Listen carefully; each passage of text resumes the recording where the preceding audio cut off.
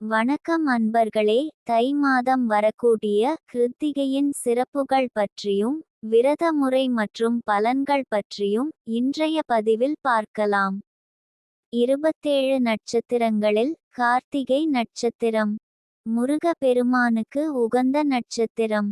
மாதந்தோறும் கார்த்திகை நட்சத்திரம் வந்தாலும் ஆண்டுக்கு 3 கார்த்திகை தினங்கள் மிகவும் விசேஷமானது. அவை தை கிருத்திகை, கார்த்திகை மாதம் வரும் பெரிய கிருத்திகை மற்றும் ஆடி கிருத்திகை.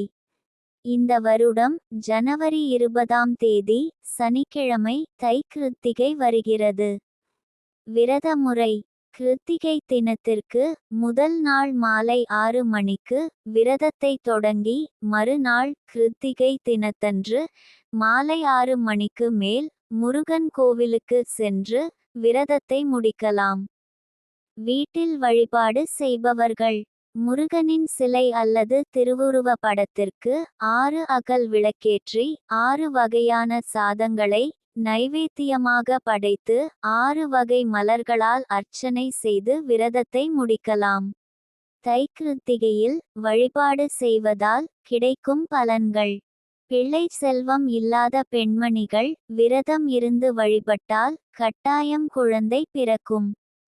ஜோதிட சாஸ்திரத்தின்படி செவ்வாய்க்கு அதிபதி முருகப்பெருமான் என்பதால் தை கிருத்திகை நாளில் விரதமிருந்து அவரை வழிபட சொந்த வீடு வாங்கும் யோகம் அமையும். செவ்வாய் தோஷத்தால் ஏற்பட்ட திருமண தடை நீங்கும்.